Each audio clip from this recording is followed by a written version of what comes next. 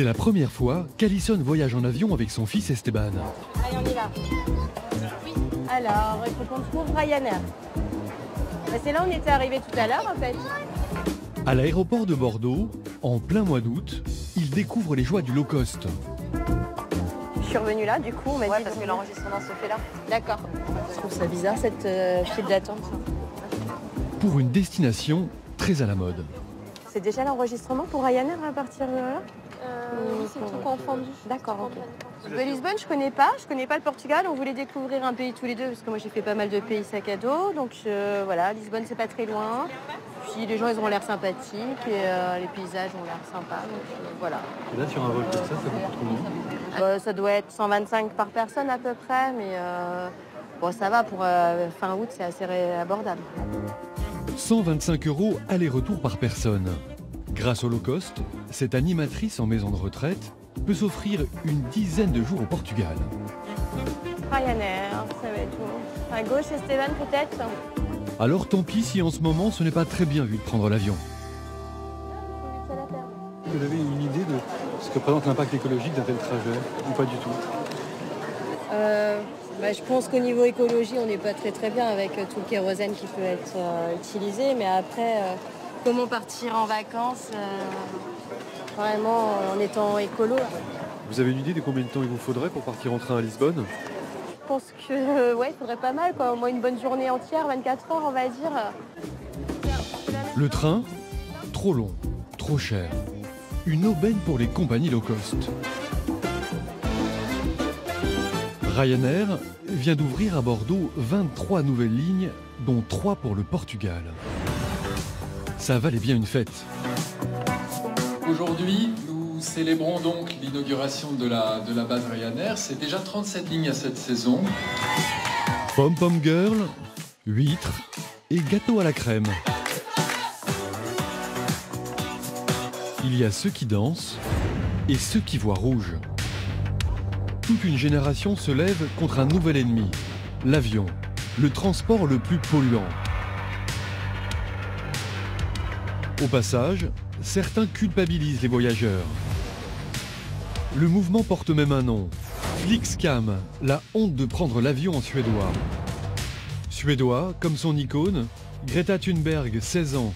Elle vient de traverser l'Atlantique en bateau. Let's not wait any longer, let's do it now. Ces actions coup de poing commencent à inquiéter le puissant lobby de l'aviation. Horde de touristes, empreinte carbone colossale, est-ce devenu honteux de prendre l'avion?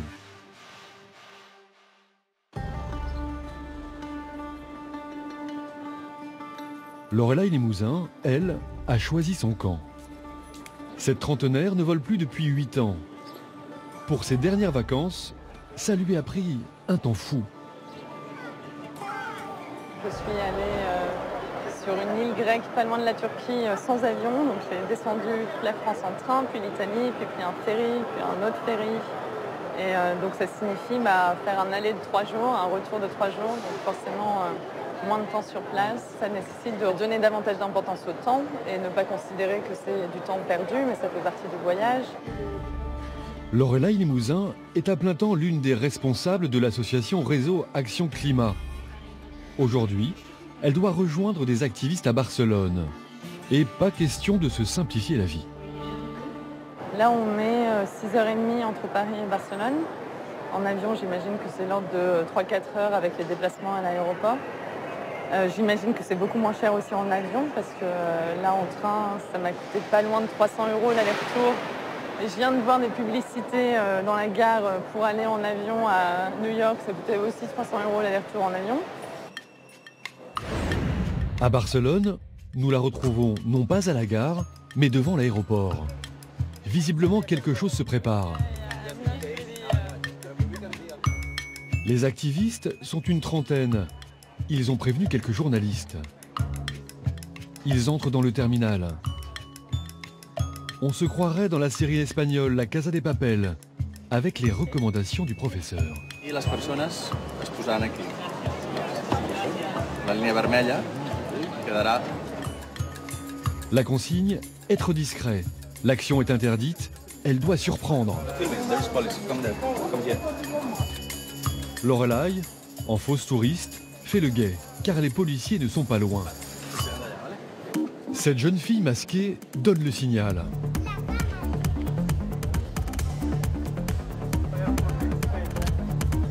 Dans leur combinaison rouge, les anti-avions interpellent les voyageurs et les autorités devant quelques curieux.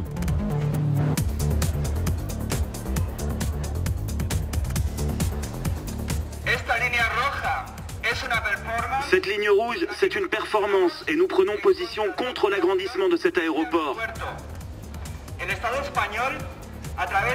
L'État espagnol ne doit pas investir 1 euro de plus dans une infrastructure qui amènerait 25 millions de passagers en plus chaque année.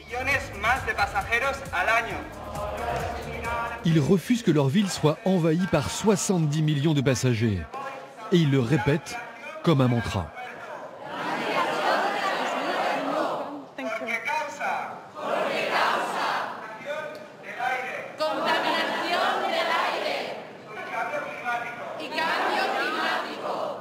Les activistes matérialisent la ligne rouge à ne pas franchir pour préserver la planète, une planète habitable et juste, pour lutter contre les dérèglements climatiques. Les voyageurs saluent la performance. Mais ont-ils vraiment saisi le message? L'urgence pour les anti-avions? Réduire les gaz à effet de serre, comme le CO2. Ils forment une couche épaisse qui réchauffe la planète. Nous les émettons par la voiture, l'industrie et l'avion, responsables à lui seul de 2 à 5% des émissions mondiales. C'est le transport le plus polluant par kilomètre parcouru. Par exemple, un aller-retour Paris-New York émet plus de 1000 kg de CO2 par personne. L'équivalent du chauffage d'une famille pendant 1 an.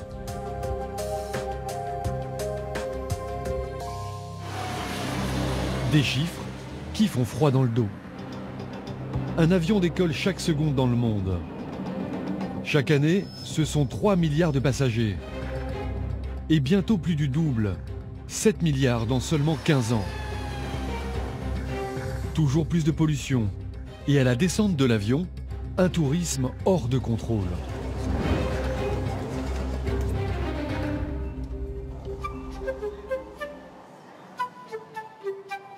Lisbonne, aujourd'hui, est en surchauffe. L'été, on compterait 9 vacanciers pour un seul habitant. La ville est saturée de perches à selfie. Tu te rappelles où il était l'arrêt de tram? Ce ne sont pas les vacances qu'avaient imaginées Alison et son fils Esteban. Mets-toi sans code. Enfin, laisse passer la dame avec son ticket. Tu peux t'asseoir par terre si tu veux à côté du monsieur. Tu te mets par terre. Il y a un enfant derrière. Lève-toi Esteban, tu vas te faire écraser, toi.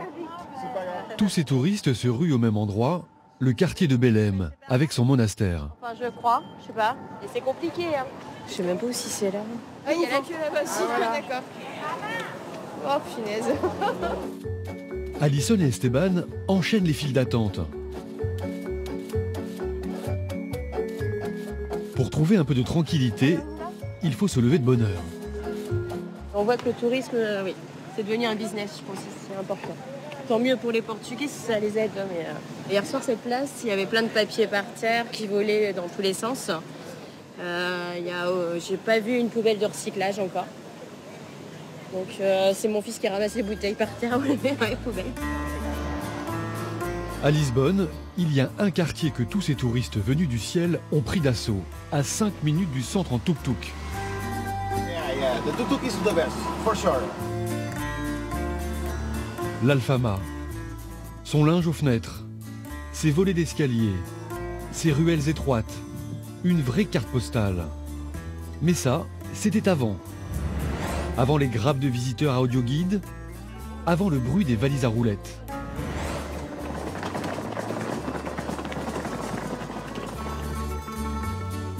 Cette invasion touristique, une habitante en a ras-le-bob.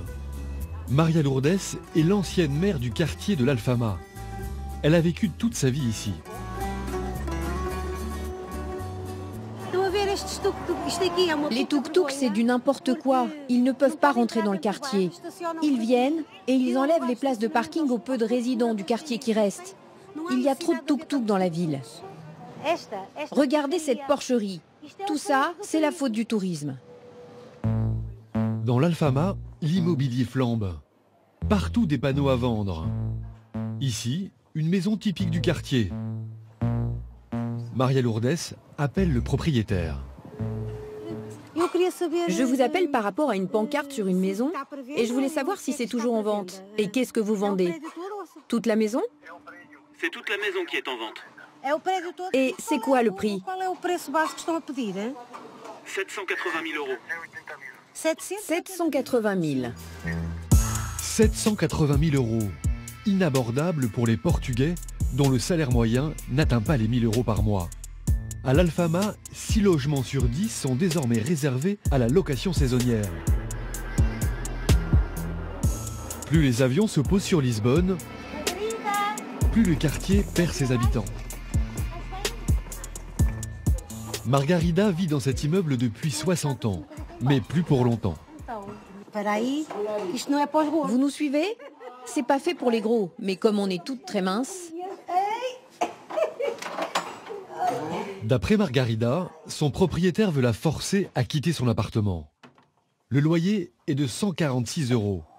Et sur Airbnb, il pourrait gagner 10 fois plus d'argent. Dans l'immeuble, c'est que des Airbnb. Il n'y a que moi. Dans ce quartier, j'ai grandi. J'ai joué, je suis tombée amoureuse, je me suis mariée, j'ai été veuve 2 fois.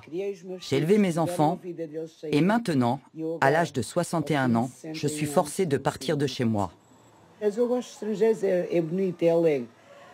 J'aime bien le tourisme, c'est sympa. C'est joyeux, mais ça nous déracine.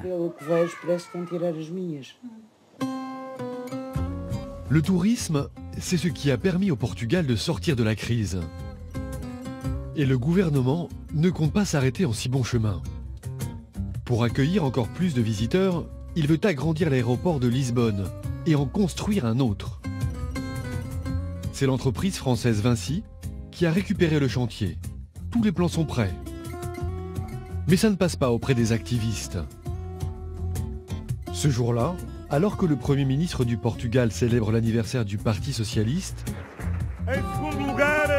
il est chahuté en direct par des militants anti-avions.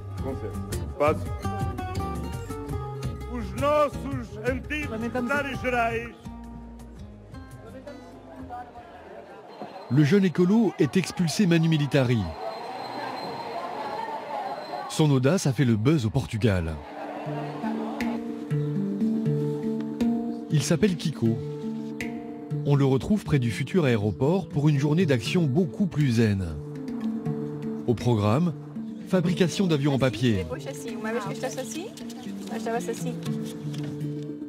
et méditation. Le Premier ministre il a fait cet accord-là. Il a signé un projet qui est vraiment dangereux pour nous tous. C'est une erreur. Et quand il y a quelqu'un avec une telle responsabilité qui fait une telle erreur, il faut les arrêter parce que c'est notre avenir qui est en cause.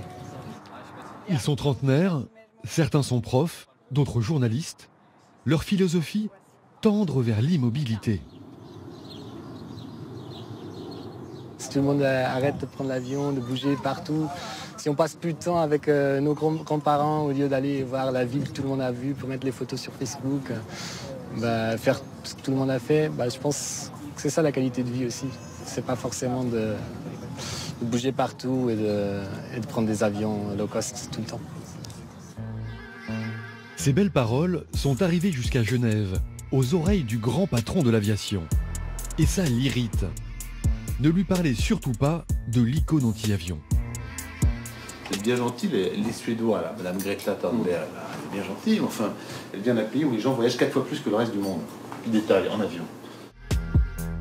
Ancien PDG d'Air France, Alexandre de Juniac dirige l'Association internationale du transport aérien. Et il ne supporte pas que les activistes remettent en question ses valeurs. Ce qu'il propose, c'est un monde avec peu de relations et peu de liberté. Moi, c'est pas un monde que je veux pour mes enfants, en tout cas. C'est pas difficile d'être à la tête d'un secteur comme non, au contraire. Qui justement est, en tout cas, l'image est très polluante aujourd'hui. Oui, enfin, il y a une image polluante, il y a aussi l'image d'être un vecteur de liberté formidable aussi, vous savez. Quand même, il ne faut pas oublier les voyages, la découverte, le monde, les rencontres. On a quand même contribué à faire que la mondialisation soit plutôt heureuse, je crois. Je voudrais un monde où le transport aérien continue à se développer extrêmement vite et réduit son empreinte carbone, ce qui est l'engagement qu'on a pris en réalité. L'inquiétude. Mais pour les compagnies aériennes, difficile de moins polluer. Alexandre de Juniac le reconnaît. Pour l'instant, on ne sait pas faire d'avions qui peuvent remplacer les avions actuels sans émettre de carbone du tout. Pour l'instant, on ne sait pas le faire. Mais on dit, voilà, à l'horizon 30 ans, on aura suffisamment avancé pour pouvoir diminuer les émissions carbone par 2. Et entre-temps, on va essayer de compenser pour que notre croissance soit neutre en carbone. Voilà. La compensation carbone, c'est la grande promesse du secteur aérien. Plus il y aura d'avions, plus les compagnies vont investir pour planter des arbres.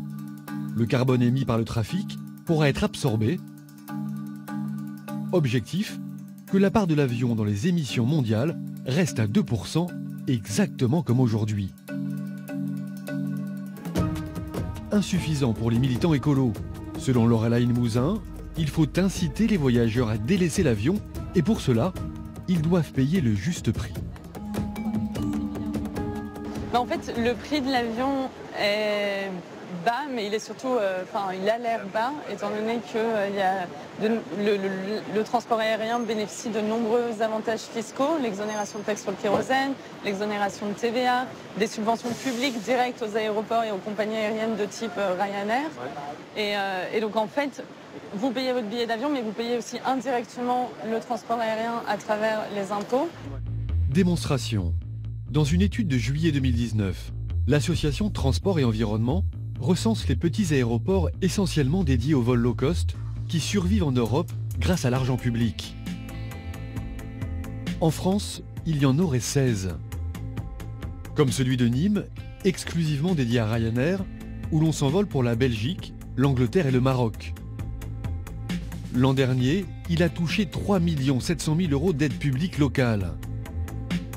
Il y a aussi Vatry en Champagne, à destination du Portugal, de l'Espagne et du Maroc. Lui a reçu 3 millions d'aides publiques locales. À chaque départ de Vatry, c'est comme si l'État prenait à sa charge 30 € par passager. On a demandé des explications au ministère de la Transition écologique et solidaire. Pas de réponse. Le trafic aérien boosté par les pouvoirs publics. Selon cet avocat, il y a une légère contradiction. Il y a un problème de cohérence puisque d'une part, l'État continue à subventionner massivement le transport aérien et d'autre part, l'État s'est engagé à limiter le réchauffement à 1,5 degré en ratifiant l'accord de Paris et à atteindre la neutralité carbone en 2050. Mais désormais, quand l'État manque à ses obligations environnementales, la justice peut le rappeler à l'ordre. On voit de plus en plus des projets d'aéroports contestés, notamment à Vienne, à Londres, demain probablement pour l'extension du T4 à Roissy et récemment à Marseille où l'autorité environnementale a demandé à l'État actionnaire de l'aéroport de justifier de la compatibilité du projet avec l'objectif de lutte contre le changement climatique. Et nous, au fait, on a fait le bilan carbone de notre reportage et on vous le dit tout de suite, c'est pas brillant. Un aller-retour Paris-Barcelone à 2 personnes, ça fait 200 kg de CO2. Plus un Bordeaux-Lisbonne, 430. Un Paris-Lisbonne, 580. Un Paris-Genève en train pour une fois, 585 kg et 2 heures de sommeil. En ajoutant les taxis, allez, on arrondit à 600. En 7 jours de tournage, on a brûlé ce que consomme en carbone un ménage français en 1 mois et demi. Un jour peut-être, on se déplacera, nous aussi, en flyboard, cet engin génial que vous avez créé, Francky Zapata. Sauf que vous aussi, on vous reproche, comme les compagnies low cost, de brûler beaucoup de carburant et de polluer. C'est vrai que si on le ramène à une seule personne, ça pollue, entre guillemets, ça consomme beaucoup de carburant. Alors déjà, en premier, ce que je veux dire, c'est qu'on travaille, nous aussi, sur des énergies renouvelables, donc on travaille avec des biocarburants. Mais surtout, en fait, on est en phase de développement. Oui. C'est vraiment un prototype. Donc en réalité, ce n'est pas un produit qui est destiné à être vendu tel quel aujourd'hui. Évidemment, que vous allez l'améliorer. Qu'on va l'améliorer et évidemment qu'il ne sera pas vendu et il ne servira pas au transport de masse avant d'avoir résolu tous les problèmes d'empreinte carbone. Et vous travaillez déjà avec des énergies propres, enfin en tous les cas un peu moins polluantes. Exactement, on travaille avec des biocarburants, donc c'est de l'huile, de l'huile végétale. Ça fonctionne déjà. On pourrait faire une démonstration. Bon, ça sent un peu la friterie belge, mais il tourne avec de l'huile de colza. On prend de l'huile de colza, on met dans le sac à dos. Ça ne marche pas bien. Ça fait un peu des oxydations dans la poussière, mais ça fonctionne. Mais maintenant, il faut vraiment améliorer pour travailler sur la longévité des moteurs, etc. Mais surtout, ce qu'il faut comprendre, c'est que, comme vous le dites, vous travaillez pour l'avenir. Comment vous percevez ces militants écologistes qu'on vient de voir dans cette enquête qui, d'une certaine façon, nous disent qu'il faut arrêter de prendre l'avion? Honnêtement, comme je dis, on travaille tous pour l'écologie. Moi, j'ai un enfant qui a 10 ans. J'aimerais bien que lui et ses enfants vivent heureux. Par contre, je suis contre toutes les formes d'extrémisme. Les gens se plaignent du tourisme et du voyage, mais vous voyez, quand vous voyagez et que vous découvrez le monde, ça vous ouvre aussi votre esprit et ça vous permet de voir le monde d'une autre façon et de vous sentir comme un citoyen du monde. Et si tout le monde se sent citoyen du monde, moi je me sens français, je suis attaché à mes racines, encore plus marseillais, mais je me sens aussi citoyen du monde. L'autre projet très important vous concernant, c'est le taxi volant. Il sortira quand? On va dire qu'on va sortir une voiture volante qui est destinée aujourd'hui à fin d'année. C'est un démonstrateur. Donc il va servir à la base un petit peu pour tout ce qui est récréatif. Parce que nous, on est une petite start-up, on est une petite boîte. Et on ne fonctionne pas avec d'argent public ni avec des levées de fonds. Parce que je suis contre justement cette... C'est une révolution quand même. Vous êtes en train de créer un taxi volant qui sera prêt dans 3 mois. C'est de ça dont il s'agit. C'est une voiture volante qui, après, pour devenir un taxi, doit résoudre tous les problèmes en réalité d'empreinte carbone, tous les problèmes législatifs. Donc, à partir de là, ça sera vraiment possible au transport de masse. Aujourd'hui, c'est un prototype.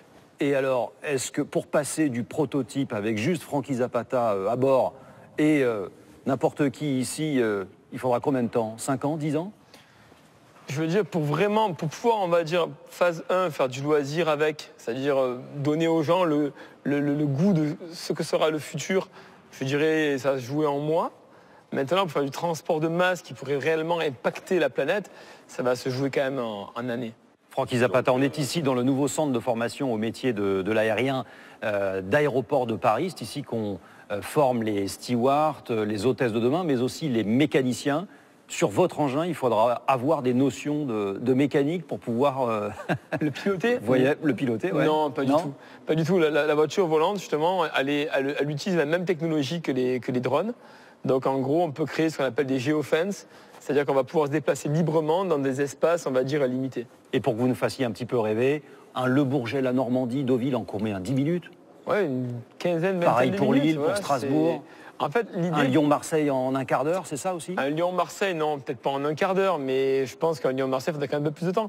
Mais disons que... Une demi-heure? Ouais, peut-être une demi-heure, un trois quarts d'heure. Disons que l'idée, c'est d'arriver à se positionner entre les voitures et les avions. Voilà, c'est arriver à créer un nouveau mode de transport. Donc, par exemple, quand on regarde l'avion de Louis Blériot, qui a traversé la Manche, moi j'étais à côté, j'ai passé une quinzaine de jours, c'est hyper inspirant. Et de là, ensuite, on pourrait prendre dans les villes des engins électriques. C'est ce que. C'est ça. Moi, je pense que cette combinaison. Je pense que la nouvelle mobilité de demain, c'est une combinaison de systèmes. On ne peut pas imaginer d'abord un engin volant qui va venir vous chercher devant la terrasse du café. C'est pas rationnel. Je veux dire, pour vous déplacer en trottinette, pour faire 10 km, il faut, on va dire, aller 150 watts. Pour le faire en voiture volante électrique, il vous faudra 1,5 million de watts. Donc, c'est pas rationnel. Par contre, donc c'est cette combinaison. C'est une combinaison de différents moyens de transport qui, certainement, pour moi, créera le transport de demain. Merci Francky Zapata d'être venu nous voir. On est tous conscients qu'il faut aller vers une transition écologique, mais que cette transition n'est pas simple. Nous, on a pris l'exemple de la trottinette électrique qui aujourd'hui enquiquine pas mal de mairies en France. Qu'est-ce qu'il y a derrière ce joujou pour bobos et touristes? Regardez cette enquête, elle est signée Adrien Joanne pour Bangoumi Productions. Dans le vieux port de Marseille, On va au spot de la dernière fois. Chris et Lohan sont des pêcheurs d'un nouveau genre. Vous allez pêcher du gros poisson? Aujourd'hui, du très très lourd là. Énormément. Là, je suis certain que la pêche va être extrêmement bonne. On est dans le port de Marseille, le pays de la bouillabaisse. Ben là, on va te montrer ce que c'est la vraie bouillabaisse. Dans leur sac, pas de canne à pêche ni d'hameçon. Juste un grappin et un drone sous-marin. C'est une caméra aquatique qui va nous permettre de voir ce que nous on voit pas, de voir sous l'eau ce que nous on ne voit pas hors de l'eau.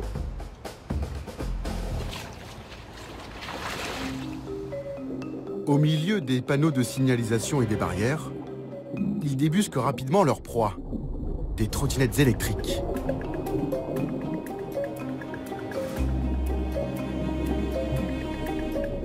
Donc là c'est une Uber qui est dans l'eau. Une Uber et 2 Lime. Le nouveau jeu des bad boys de Marseille, jeter des trottinettes à la mer. C'est bon? Pour Chris et Lohan, la dépollution peut commencer. Ah oui, je l'ai. Et voilà, et 2, 1. Et ça défile. 2, puis 3, puis 4. Oui. Et voilà. C'est un moyen de transport très utile, écologique. Et ce que je ne comprends pas, c'est que pour un moyen de transport écologique, qu'il devienne anti-écolo. En une matinée, Chris et Lohan vont récupérer 23 trottinettes. Cet été, leurs pêches miraculeuses ont fait un carton sur les réseaux sociaux. En 3 mois, ils ont sorti plus de 200 épaves du Vieux-Port.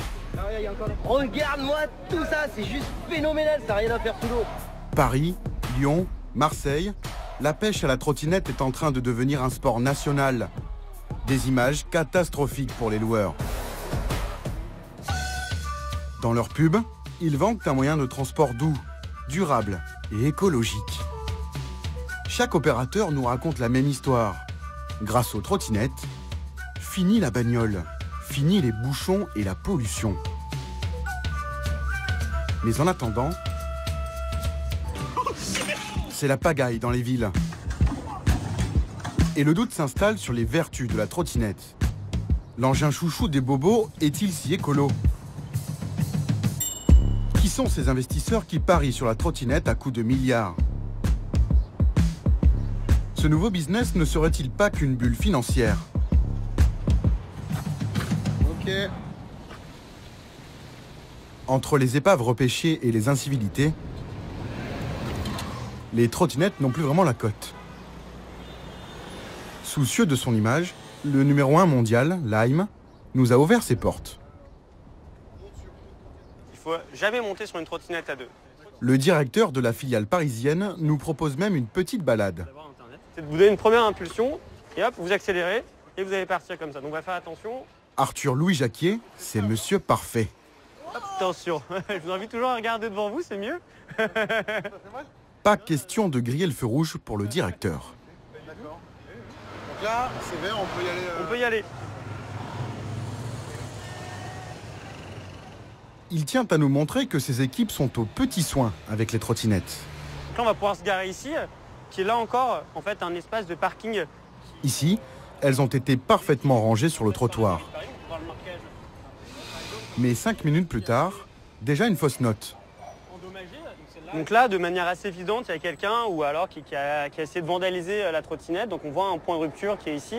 Donc là, la trottinette n'est plus du tout disponible à la location. Personne ne pourra même essayer de l'ouvrir. Et donc nous, on va récupérer cette trottinette afin de la réparer très rapidement. Le directeur nous l'assure, ce cadavre de trottinette sera acheminé dans la journée en banlieue parisienne, à leur atelier de réparation et de recyclage. Ici, c'est l'endroit où sont mis toutes les trottinettes qui ont besoin de réparation, qui viennent par exemple de la rue, et elles vont être amenées ce côté-ci, où chaque mécanicien va pouvoir avoir une trottinette à réparer. 230 mécaniciens se relaient 7 jours sur 7 pour réparer guidons, roues et moteurs. Quant aux batteries des trottinettes, très dangereuses pour l'environnement, elles finissent dans une caisse à part. C'est notre responsabilité en tant qu'opérateur de les écarter du circuit d'utilisation. Et dans ce cas, elles vont être stockées là avant d'être envoyées à un de nos partenaires, qui est une des 2 seules sociétés en France capable de recycler une batterie au lithium à hauteur de 77%.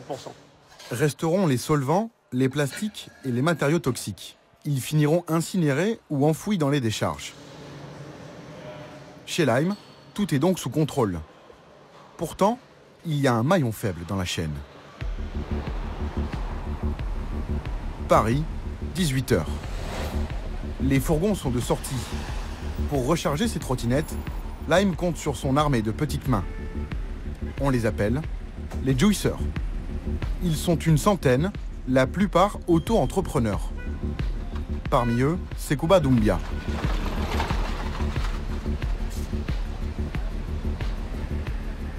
Non, vous en avez ramassé combien? Minimum 4. Hein. Vous avez pris 4 trottinettes? Ouais. Tu n'es pas rapide, tu peux pas. Tu es obligé de jouer avec la pousse, quoi. C'est la pousse à la montre. Pourquoi il y a de la compétition? Je suis pas le seul. Je suis pas le seul. Ironie du sort, pour garantir un moyen de locomotion propre, les juicers comme Sekouba sillonnent les rues tous les jours dans des camions polluants. Qu'est-ce que vous mettez comme carburant? Diesel. C'est pas très écolo aussi un diesel comme carburant. On n'a pas le choix. On est obligé. C'est le travail qui nous demande. L'empreinte carbone des trottinettes Lime n'est donc pas neutre. À combien s'élève-t-elle? Selon cette étude publiée par la North Carolina State University, la trottinette aurait 2 sources de pollution. Les camions des juicers, mais aussi la fabrication en Chine. Surprise, un trajet d'1 kilomètre en trottinette émettrait 126 grammes de CO2 par passager, soit 2 fois plus qu'un trajet équivalent dans un bus plein. Lime assure compenser toutes ces émissions carbone et envoie ce texto à ses utilisateurs à chaque fois qu'une location se termine. Votre trajet n'a pas émis de CO2. Serait-ce du greenwashing?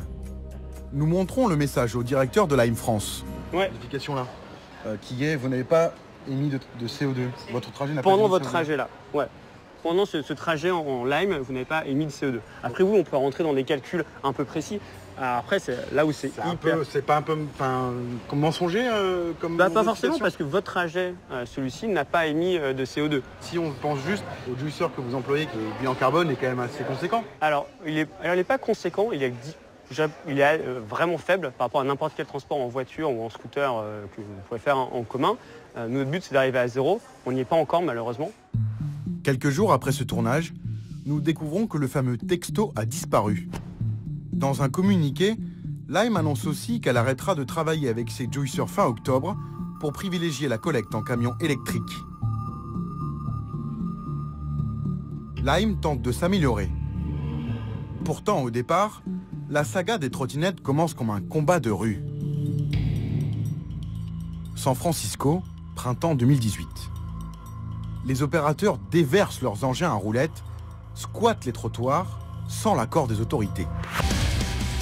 Excédés, les habitants pètent les plombs. Et la mairie décide de faire le ménage. Ce matin, quelque chose manque dans les rues de San Francisco. Une loi a banni les trottinettes électriques et les opérateurs devront demander un permis à la mairie. Parmi les entreprises bannies, Bird, la start-up qui a inventé le concept. Elle a été fondée par un ancien d'Uber, Travis van der Zanden. Avec ses trottinettes, Travis s'est déjà implanté dans 74 villes dans le monde, notamment Paris. Mais pour le numéro 2 de la trottinette, la concurrence est rude. La capitale des bobos et des touristes est assiégée par les loueurs. Déjà 12. Et comme à San Francisco, Anne Hidalgo veut couper des têtes. Son prochain appel d'offres limitera à 2 ou 3 le nombre d'opérateurs à Paris. Du coup, le père de la trottinette électrique est en opération séduction. Ce jour-là, Bird offre des casques aux Parisiens et leur apprend le code de la route grâce à une vidéo 3D. Bonjour Travis, comment allez-vous? Bonjour, ravi de vous rencontrer. Alors, c'est vous l'inventeur de la trottinette en libre service? Oui, on peut dire ça. L'entrepreneur et conduit de San Francisco est venu avec un très beau cadeau pour Anne Hidalgo. Nous installons le QG européen de Bird à Paris. Nous allons créer 1000 emplois en 2 ans. Donc là, on recherche des locaux et on fait du recrutement. Et vous avez un rendez-vous secret avec Anne Hidalgo? Non, pas de secret ici, pas de secret. On passe beaucoup de temps ici à rencontrer du monde. Nous sommes très contents d'être à Paris. Séduire les élus, mais pas seulement. Le lendemain, Travis Van der Zanden donne une conférence devant de jeunes entrepreneurs. À sa gauche, l'un de ses plus gros investisseurs, le français Martin Mignot.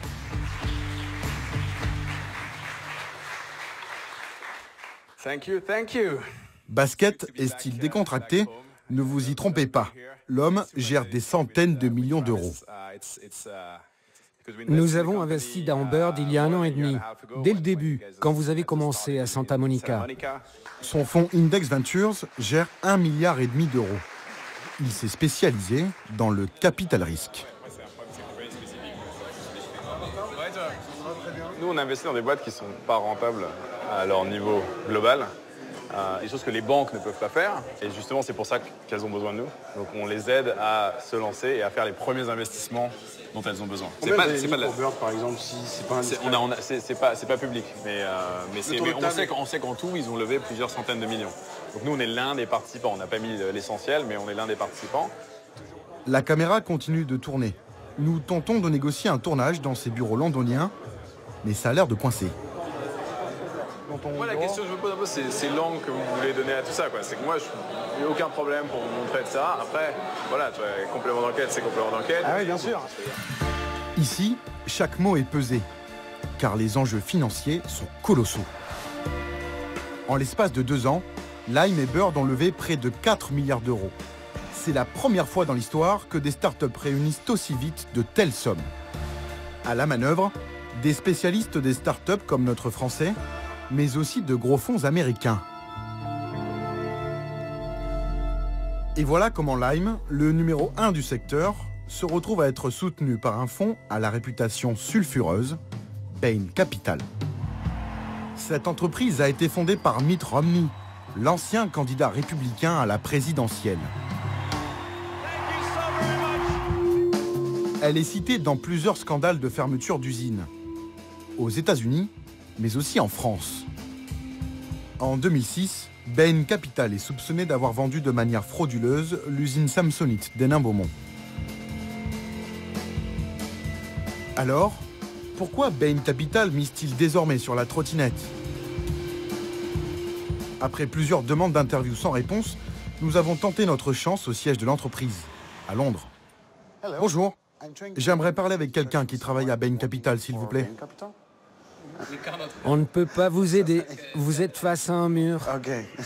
Utilisez vos pouvoirs magiques. Un fonds de taille plus modeste a finalement accepté de nous ouvrir ses portes. Northzone. Bonjour Paul. Comment ça va? Très bien, enchanté. Oui, moi aussi. Paul Murphy et sa petite équipe gèrent 400 millions d'euros pour le compte de fonds de pension. Notre caméra est la bienvenue, mais à condition de ne pas filmer ce qui est écrit sur les ordinateurs. Il y a des infos sensibles ici? Oui, on est en recherche de start-up là. Donc faites attention. Paul Murphy finance 50 startups, dont la très bankable Spotify. Il y a 1 an, il a investi 20 millions d'euros dans la trottinette. Un de nos derniers investissements les plus prometteurs, Tier Mobility. Je suis sûr que vous les avez vus à Paris, il y en a partout en Europe. Le marché est ultra concurrentiel. Paul Murphy n'a aucune garantie de retour, mais il est persuadé qu'une révolution est à l'œuvre. La voiture, c'est entre 1 tonne et 1,5 tonne d'aluminium et d'acier pour transporter en général une seule personne. Ça émet beaucoup de carbone, ça tue des gens, ça détruit l'environnement, ça n'a aucun sens. On s'est dit que ça allait changer. Et donc, on a envisagé toutes les solutions pour accompagner ce changement. Et au final, On s'est dit que la meilleure solution, c'était la micro-mobilité, qui inclut les fabricants de trottinettes. Pour moi, ce sont les Ford, General Motors, BMW et Daimler de notre époque. Sa stratégie, attendre. Cela peut prendre 1 an ou 15 ans, on ne sait pas. Mais avec un peu de chance, l'entreprise sera introduite en bourse ou rachetée par une autre. Et c'est à ce moment-là que l'argent reviendra aux investisseurs avec les bénéfices. Le gagnant de la micromobilité en Europe peut facilement devenir un business de 10 milliards de dollars. C'est ça l'enjeu sur le long terme. Mais le pactole ne sera peut-être pas au rendez-vous. À Paris, Joël Hazan travaille dans un cabinet américain de consulting. Il vient de publier un rapport critique sur le modèle économique de la trottinette. Pour lui, ce marché va bientôt imploser. Il est certain que ce qu'on a connu au cours des derniers mois est une bulle. Il y a eu 10 à 15 sociétés qui ont massivement investi à l'échelle mondiale pour développer le marché des trottinettes. Ça ne peut pas être une situation pérenne. Certaines de ces entreprises vont mourir et arrêteront donc leur activité. Ça a déjà été le cas pour certaines et ça a été le cas pour beaucoup des entreprises de la vague précédente qui était celle du vélo en libre service. Souvenez-vous, c'était en 2017, un peu avant la trottinette. Des vélos ont surgi par milliers dans nos rues.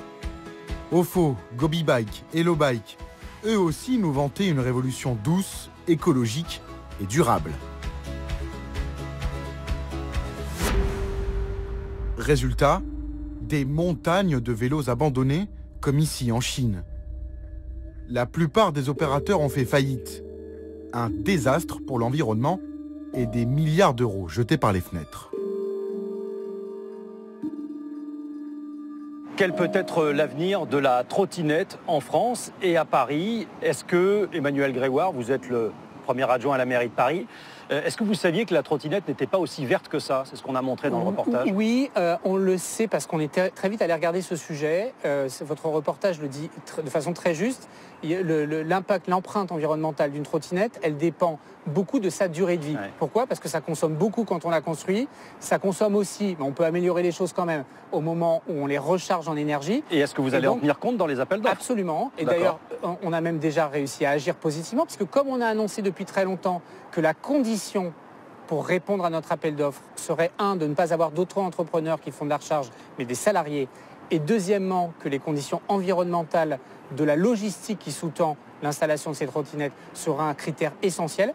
Des opérateurs qui utilisaient des auto-entrepreneurs ont d'ores et déjà abandonné ou annoncé qu'ils le feraient pour s'orienter vers un modèle plus vertueux de mobilité douce pour les rechargements et de salariat pour les personnes qui sont chargées de recharger. On dit que vous avez un peu laissé faire après l'échec du Vélib et de l'Autolib, que la mairie de Paris s'est dit, bon, on n'agit pas pour le moment, on verra, le marché fera son œuvre. Alors, non, pas du tout. Je sais, ce sont des gens probablement un peu malveillants qui disent ça, et en tout cas qui vous avez la réponse, au moins pas le sujet. Encore une fois, on a été les premiers à tirer la sonnette d'alarme. La mairie de Paris n'a rien toléré. Ces gens-là n'ont pas demandé l'autorisation.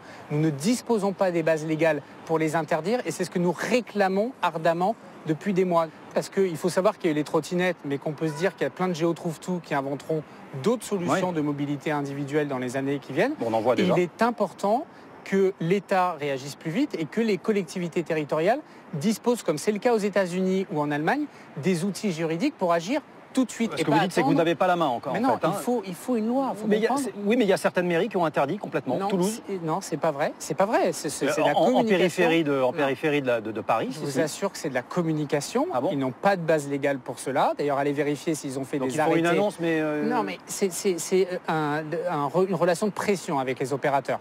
D'abord, ce sont des villes qui sont beaucoup moins concernées que Paris, parce qu'il s'agit de gens qui vont là-bas, qui posent des engins. On parle de quelques dizaines d'engins. Et en tous les cas, c'est pas le choix politique de la mairie de Paris. Vous souhaitez avoir des trottinettes. D'abord, on souhaite avoir les bases légales pour agir, parce que sinon on nous accuserait de faire des choses illégales.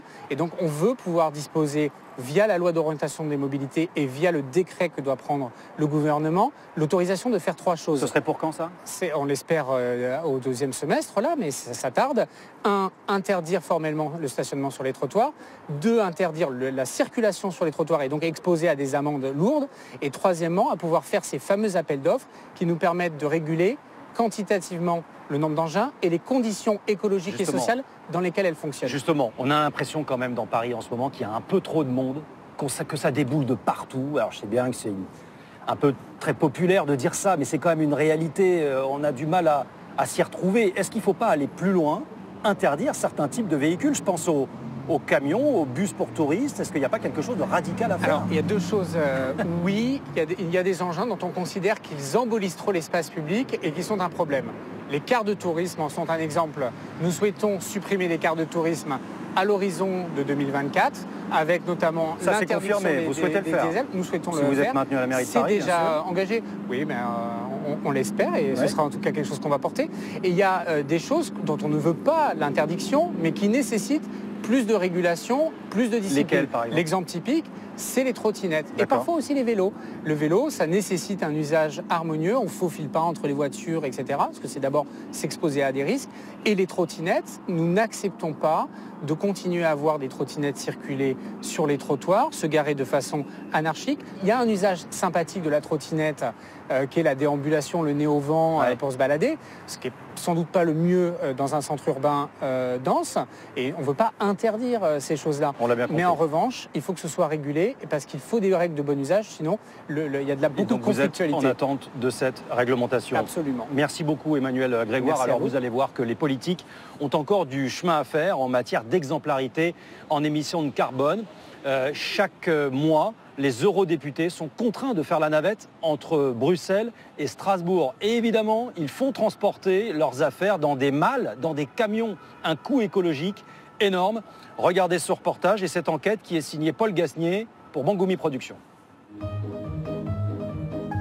À Bruxelles, dans les couloirs du Parlement européen, c'est jour de galère.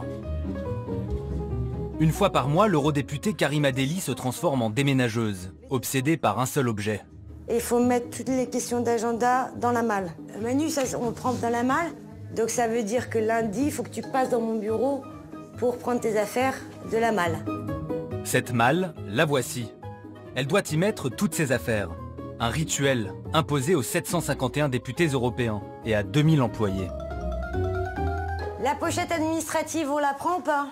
Ça, c'est important de le prendre, c'est le règlement intérieur. Tac, ça, c'est David. Règlement intérieur. Déménager un bureau entier. Bah, pas entier, mais... Pas entier, mais quasiment quand même. Ah oui, les pochettes, hein. Voilà. Mais quand vous regardez dans les couloirs, chaque député a sa propre malle. Voilà. Là, c'est qui, par exemple? Donc là, par exemple, alors ce n'est pas notre groupe politique, mais ça va être, par exemple, monsieur John Dorman, par exemple, vous voyez? Et là, on a la malle de Yannick Jadot. Le lendemain, ces malles seront envoyées en France, à Strasbourg, où se trouve le 2e bureau de Karima Delli, au 2e siège du Parlement européen. Les députés sont tenus de s'y réunir 4 jours par mois pour l'assemblée plénière. Absurde, selon l'élu écolo. Je pense que là, on est dans un contresens de la transition écolo, on est dans un contresens financier et on est dans un contresens, justement, de bon sens. C'est un contresens, voilà. Ce déménagement monstre, nous n'avons pas eu le droit de le filmer. Pour éviter de gêner le personnel, nous a-t-on dit. Le Parlement nous a fourni quelques images de ces malles empilées, puis chargées dans des poids lourds.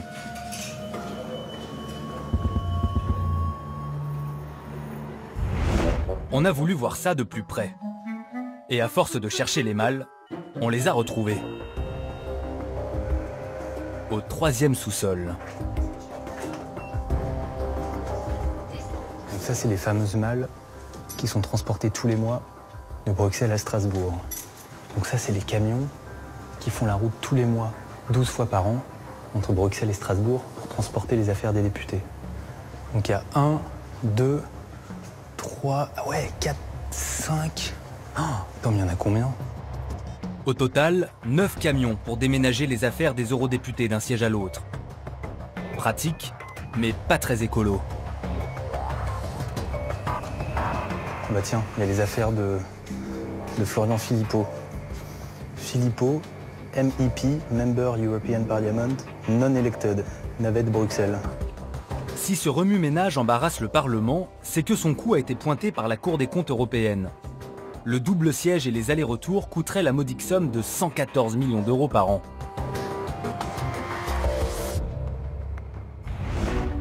Et c'est comme ça depuis 30 ans. Mais en mars, la successeure d'Angela Merkel à la CDU a déclaré la guerre à Strasbourg. Elle veut tout regrouper à Bruxelles. Et elle n'est pas seule. La majorité des eurodéputés pensent comme elle. Même l'inusable Silvio Berlusconi. Che cosa ne pensa? C'est une folie complète.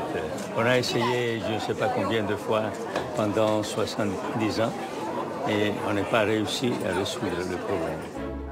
Les eurosceptiques anglais en font même un argument pour taper sur l'Europe. Une des raisons pour lesquelles je pense qu'on doit quitter l'Europe, c'est qu'elle est irréformable. Rien ne l'illustre mieux que ces 2 sièges du Parlement. Les seuls qui font de la résistance, ce sont eux, les Français, de gauche comme de droite. C'est pas une question d'orgueil français. D'abord, vous devriez être un peu plus patriote, ça vous servirait aussi. Défendre les intérêts de la France, ça vous concerne. Pensez France un peu. Pensez France. En avril, même le président de la République est monté au front. Je continuerai de défendre cette ville dont le statut de capitale européenne est intangible et non négociable. Strasbourg, nos voisins n'en veulent plus. Pourquoi les Français s'y accrochent-ils coûte que coûte? On va essayer de vous raconter cette transhumance. Nous allons suivre l'odyssée d'un assistant parlementaire et d'un eurodéputé suédois. Il s'appelle Fredrik Federley. Cet élu de droite ne supporte plus d'aller à Strasbourg chaque mois. Le trajet dure 5 heures de plus que pour Bruxelles. Il vit dans cette ferme au milieu de nulle part, en Suède. Il a accepté de filmer son périple avec son portable. C'est bon, j'ai nourri tous mes animaux. Donc je suis prêt à partir. C'est parti pour 3h30 de voiture, jusqu'à la capitale, Stockholm. Je suis enfin arrivé à Stockholm. Je dois me coucher immédiatement parce que je me lève tôt demain. Quelques heures de sommeil, et à l'aube, il saute dans un taxi. Là, je pars. Je vais prendre un taxi, puis un train, pour aller à l'aéroport et prendre le premier vol. Mais depuis Stockholm, détour obligatoire, par Francfort, en Allemagne. S'il allait à Bruxelles, le vol serait direct. Pendant que Frédéric Bourlingue, à Bruxelles, son assistant parlementaire prépare lui aussi ses affaires pour l'Alsace. Cette routine, Morgane l'a subie tous les mois, depuis 2 ans. Je trouve ça embêtant et ça prend beaucoup de temps. Comme je dis souvent à mes collègues, le dimanche soir avant de partir à Strasbourg, c'est toujours un peu la déprime. Au-delà des élus et de leurs assistants, des centaines de fonctionnaires de Bruxelles déménagent eux aussi à Strasbourg. Pour les transporter, le Parlement affrète carrément 2 TGV. Salut, ça va? De grands moyens qui coûtent 3,5 millions d'euros par an. Partager un train avec ses collègues, et parfois des adversaires politiques, c'est pas toujours drôle. Mais bon, c'est pratique. 2 bureaux dans 2 pays différents. Un casse-tête, surtout quand on a une vie de famille. Personnellement, je pense que ce serait beaucoup mieux d'avoir un seul siège. En tant que mère, avec 2 enfants, à chaque fois je dois m'organiser avant de partir. Ça me coûte beaucoup d'argent. Le trajet dure 2h30. À Francfort, l'eurodéputé suédois s'envole enfin. Presque 18 heures après être parti de chez lui, il arrive à Strasbourg. Fatigué et grincheux. Déjà, je vais être en retard pour mon premier rendez-vous. En plus, on est tous crevés. On a voyagé toute la journée. Et les billets d'avion sont beaucoup plus chers que les vols directs pour Bruxelles. Et puis, il y a aussi le problème de l'empreinte carbone, parce qu'on voyage beaucoup plus. Donc, ce n'est pas bien pour les gens qui travaillent au Parlement. Ce n'est pas bien pour les contribuables. Et ce n'est pas bien pour l'environnement. Frédéric Federley n'en peut plus de venir à Strasbourg. Mais face à lui, des adversaires redoutables, soudés et souriants. Ils vont tous être au wagon-bar. Les irréductibles Gaulois. Nous retrouvons nos eurodéputés fraîchement élus dans le TGV Paris-Strasbourg. De l'extrême gauche à l'extrême droite, les Français sont tous sur la même ligne. On est attaché à ce que le siège du Parlement européen reste à Strasbourg. D'abord parce que c'est le siège historique, ensuite parce qu'on est en France et que c'est aussi du rôle des dirigeants français que de défendre les intérêts de la France. Nous, on est clairement pour garder le siège à Strasbourg, mais parce qu'il a un sens, une histoire, c'est issu de la réconciliation franco-allemande. Qu'en pense Pascal Canfin, l'ancien élu vert passé à La République En Marche? Entre l'écologie et la défense de Strasbourg, visiblement son cœur balance. Mais ce déménagement mensuel, tous ces camions, ces trains, ces voitures, etc., ça coûte 114 millions d'euros par an, ça dégage 10 000 tonnes de CO2. Pour un écolo, ça fait mal. Bien sûr, je ne vais pas vous dire que c'est bien. Simplement, c'est le prix à payer en quelque sorte du fait de ne pas avoir tout concentré à Bruxelles. Le poids écologique, le coût écologique est absurde. Personne ne peut le défendre, mais il faut le mettre en perspective au regard du symbole politique que ça représente, et je pense que ce symbole politique, il est majeur. Bonjour. Ça va? Et vous? Vous avez une chose en commun, messieurs. Ouais, parfois, c'est de vouloir garder le siège strasbourgeois. Mais en fait, je pense que vous ne trouverez pas un élu français pour vous dire le contraire. C'est peut-être le sujet qui va réconcilier le Rassemblement National et la République En Marche. C'est un sujet qui va dépasser les clivages. Exactement, exactement. Nous retrouvons Karima Deli, la Française anti-Strasbourg, qui se sent bien seule. Moi, je crois que le symbole coûte cher. Pourquoi il coûte cher? Parce que on n'a plus le temps pour la planète, en fait. On n'a pas besoin de Strasbourg. C'est ici où les 751 députés vont venir prendre place l'espace de 4 jours. Voilà. Donc tout ça, seulement pour 4 jours. Voilà, tout ça pour 4 jours. Le siège du Parlement européen. Une fierté française. Depuis 1958. C'est à Strasbourg, devenu pour un moment de l'histoire du monde, le centre de l'Europe, que s'est réunie l'Assemblée consultative européenne, première expérience de Parlement international. Au début de la construction européenne, les pays fondateurs se battent pour accueillir les institutions. Le Parlement s'installe à Strasbourg et la Commission à Bruxelles. Mais les Belges sont gourmands et veulent aussi récupérer les députés. Pour cela, ils vont ruser, en construisant dans les années 80 un mystérieux bâtiment. Ce chantier se nomme pudiquement Centre international de conférences. En fait, il doit abriter un hémicycle de 750 places au moins, mais opération destinée à qui ? Ce centre de congrès se construit, tout le monde se doute bien en fait, parce qu'il ressemble étrangement à un parlement, et sans qu'il y ait aucune décision des traités, des dirigeants européens officiellement. Donc il se construit un peu en secret, en douce, parce que de toute façon les Français bloqueraient n'importe quelle décision parce qu'ils tiennent à Strasbourg. Et c'est comme ça que le Parlement européen va se trouver une deuxième enceinte, ce qui est quand même une situation assez dingue. À l'époque, panique chez les Français. Comment sauver Strasbourg? Facile, en obligeant dans les textes les élus à s'y réunir.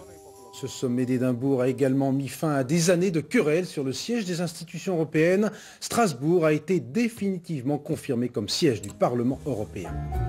Sauf que ce n'est pas si simple. Les eurodéputés ont pris goût à Bruxelles, plus moderne, plus pratique. C'est le début du déménagement mensuel. C'est là où apparaît ce système des 12 sessions plénières imposées pour Strasbourg, donc 48 jours dans l'année où les eurodéputés doivent siéger à Strasbourg. Donc on a comme ça cette espèce de compromis, voilà, qui est typiquement un compromis européen. Voilà, des points de vue différents, super difficiles à concilier, et du coup on s'embarque dans des compromis qui peuvent être beaux sur le papier, mais qui peuvent être aussi des usines à gaz. Si les Français tiennent tant à cette usine à gaz, c'est aussi qu'elle rapporte gros.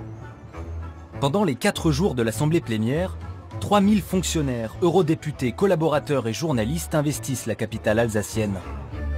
Bénéfice pour l'économie locale, 20 millions d'euros chaque année.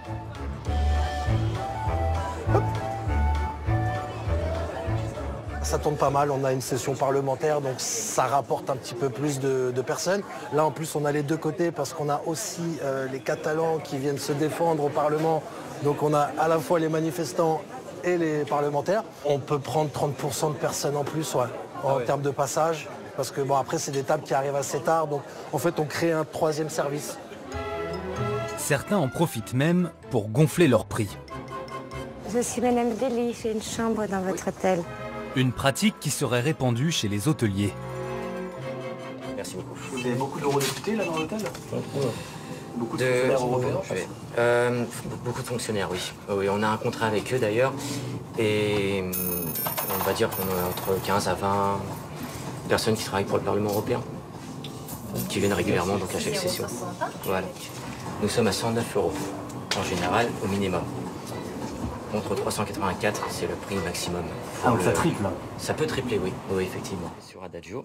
Karima Deli bénéficie d'un tarif négocié, 150 € la nuit. Mais pour vous et moi, pendant les sessions, c'est 3 fois le prix.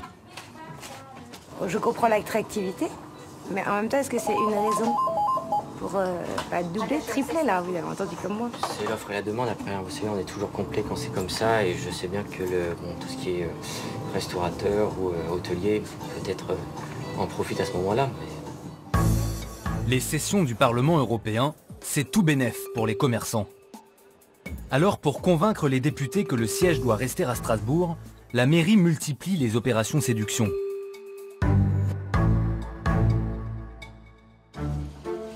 Ce jour-là, une association d'entrepreneurs strasbourgeois sort le grand jeu. Ils distribuent aux eurodéputés des paniers gourmands remplis de produits locaux. Nous, notre enjeu ici en local, c'est sur comment développer, améliorer à notre petit niveau associatif l'attractivité de cette ville, son rayonnement international. Bonjour, un petit cadeau de bienvenue de la part de la ville de Strasbourg. Ah, merci. De rien. C'est très gentil de votre part. Ça me fait vraiment plaisir. Merci beaucoup. Et vous préférez avoir le siège à Strasbourg ou à Bruxelles? On ne devrait avoir qu'un seul siège. Et je pense que Bruxelles, c'est quand même mieux. C'est plus facile d'accès. Merci pour le cadeau, mais on ne m'achète pas comme ça. Mais vous savez, à Strasbourg, vous êtes loin de tous les lobbies. Pensez à ça aussi. Strasbourg est un lieu neutre pour tous les eurodéputés. Un lobbying laborieux, pas toujours fructueux. La gaufre et le mannequin peace seront-ils plus forts que la cigogne et le Riesling? Les Belges n'ont pas encore gagné la bataille du siège. Pour que le Parlement quitte Strasbourg, il faut l'unanimité des chefs d'État. Et la France n'est pas prête de marquer contre son camp. On l'aura compris, les Français ne donnent pas vraiment le bon exemple. Karima Deli parle d'un contresens dans la transition écologique. Nous, on se demande qu'en pense la majorité parlementaire. Votre reportage insiste beaucoup sur les enjeux écologiques. Moi, je voudrais insister sur deux autres aspects. L'aspect historique, rappelons-le, les traités fondateurs de l'Union européenne prévoient que le siège du Parlement soit installé à Strasbourg. Oui, mais ça, c'était l'histoire. Est-ce que maintenant, il faut pas... Mais l'histoire est importante. Vous savez, il y a une dimension symbolique forte, celui de la réconciliation franco-allemande et celui qui fait de Strasbourg la capitale européenne. Certes, mais aujourd'hui, on a deux parlements, on a ces transferts de mal, ça génère de la pollution. Est-ce que ça a un sens encore aujourd'hui de faire ça? Je crois que les États membres de l'Union européenne et la France expriment un profond attachement à une Europe décentralisée, une Europe proche des habitants des États membres. C'est le cas avec le siège du Parlement à Strasbourg, mais avec le cas aussi avec beaucoup d'autres institutions européennes implantées dans différents États membres. Vous avez la Banque centrale à Francfort, l'Agence des choix scientifiques à Helsinki et bien d'autres. Donc on ne change rien, il y aura toujours deux parlements et non, c'est... au contraire. Vous savez, la moitié des députés européens ne vivent pas à Bruxelles et font les déplacements, que ce soit vers Bruxelles ou vers Strasbourg. Oui, mais aujourd'hui, tout ça génère beaucoup il faut, je crois, la compenser, la neutraliser. C'est à mon avis un engagement que doit prendre le Parlement européen, c'est-à-dire compenser, neutraliser cette empreinte carbone et puis dématérialiser davantage. Nous avons vu beaucoup de malles, de documents papier. Moi, je suis questeur de l'Assemblée nationale. Nous avons fait un véritable effort de dématérialisation, c'est-à-dire que nous numérisons au maximum les documents. Je crois que le Parlement européen aurait vocation à s'engager dans la même démarche. Enfin, on retient qu'il y aura toujours 2 parlements à l'avenir. Lauriane Rossi, vous êtes députée LREM, membre de la Commission du développement durable et de l'aménagement du territoire.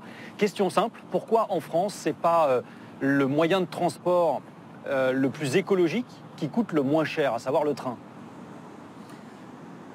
Votre reportage démontre effectivement une croissance forte, et elle est réelle, du trafic aérien, plus 6% sur 2018, du nombre de voyageurs et du nombre de vols. Je veux avant tout dire une chose, je ne crois pas du tout à l'écologie culpabilisante ou punitive. Je crois que les mobilités sont une chance et que cette démocratisation de l'aérien, qui permet notamment à des familles modestes de pouvoir partir en vacances plus loin et à faible coût, est une chance. Donc culpabiliser, non. Responsabiliser, oui. Donc il faut responsabiliser tous les acteurs, c'est ce que nous faisons. Écologistes qui culpabilisent les gens? Non, je crois qu'il faut avancer évidemment vers un trafic aérien, un transport aérien plus vertueux. Il faut que ce secteur évolue vers des carburants plus propres. Je pense notamment aux biocarburants sur lesquels nous misons fortement. Je pense à l'hydrogène. Je pense au matériel, c'est-à-dire alléger le poids des avions. Et puis qu'ils contribuent plus. C'est possible ça sur les avions? C'est possible d'imaginer d'autres carburants pour les avions? Bien sûr, nous avons des expérimentations, des essais qui ont été d'ailleurs démontrés au Salon du Bourget très récemment et qui démontrent que l'hydrogène et les biocarburants, les agrocarburants à base d'huile végétale et de résidus agricoles sont une solution pour l'avenir. Et nous misons très fortement avec nos constructeurs sur ces nouveaux carburants. Le gouvernement a instauré une nouvelle taxe également sur le carburant pour le transport aérien de 1,50 € à 18 € par billet selon la distance et selon la classe évidemment que l'on choisit. Et j'ai pu remarquer que toute l'Europe est en train de s'y mettre, le Royaume-Uni, l'Allemagne, donc on n'est pas les seuls. Effectivement, nous avons mis en place une éco-contribution de 1 à 18 € qui permettra d'ailleurs de financer des infrastructures vertes et durables, routières, ferroviaires. Et puis, il y a le sujet de la taxe sur le kérosène, sur lequel nous devons avancer au niveau européen. La France sera fer de lance. Et il faut avancer sur ce sujet, mais à l'échelon européen, pas uniquement à l'échelon français. Mais oui, parce que ça n'a de sens que si tout le monde est taxé à travers le monde. Je crois que les États-Unis aussi ont mis en place le même genre de taxe. Tout à fait. Ça n'a pas de sens que nos compagnies aillent faire le plein dans les pays voisins, avec la perte de recettes fiscales et d'emplois que ça impliquerait pour la France, et puis surtout l'absence de bonus écologiques qu'il nous faut rechercher. Alors, en tous les cas, ce bateau CroisiEurope utilise justement un gaz liquide biodégradable. C'est pour ça qu'on s'est installé ici. C'est un bateau propre qui réalise déjà des trajets entre Paris et Honfleur. L'un de vos sujets de prédilection, je crois que c'est le transport maritime. Là aussi, c'est l'exemple à suivre. C'est ce qu'il faut faire. Aujourd'hui, un paquebot de croisière représente à peu près 1 million de véhicules. Donc la pollution est réelle, la pollution sonore également qui est un enjeu. Et puis ce principe de pollueur-payeur qui doit s'appliquer aussi au transport maritime. C'est l'un de mes combats, effectivement, mettre fin à cette niche fiscale, cette exonération sur la taxe sur les carburants qui doit être appliquée, y compris au transport maritime. Vous l'avez déposée l'année dernière et elle pourrait être appliquée dans les mois qui viennent. Donc on n'est pas obligé de s'arrêter de voyager, c'est le titre de cette émission. Vous me rassurez, on peut continuer de voyager en France. Les mobilités sont une chance, mais il faut qu'elles soient durables et plus propres. Elles sont en pleine mutation. C'est une 3e révolution industrielle que nous sommes en train de vivre. Vous êtes parti en avion cet été quand même Oui, en avion, puisque le train ne me permettait pas de rejoindre ma destination. Et cela pose la question de l'aménagement du territoire, finalement. Derrière les transports, c'est de l'aménagement du territoire. Si nous voulons désenclaver certaines villes, certaines régions et certaines parties du monde, il faut aussi se poser la question des modes de transport, et le ferroviaire ne permet pas tout. Merci beaucoup Lauriane Rossi, c'est la fin de cette émission. Samuel Humez et Clément Castex en sont les rédacteurs en chef. Caroline Durand est en charge des invités et Anthony Forestier de la réalisation. La semaine prochaine, vous retrouvez le nouveau rendez-vous politique de France 2. Vous avez la parole. Nous, on se retrouve dans 2 semaines. Très belle fin de soirée à tous.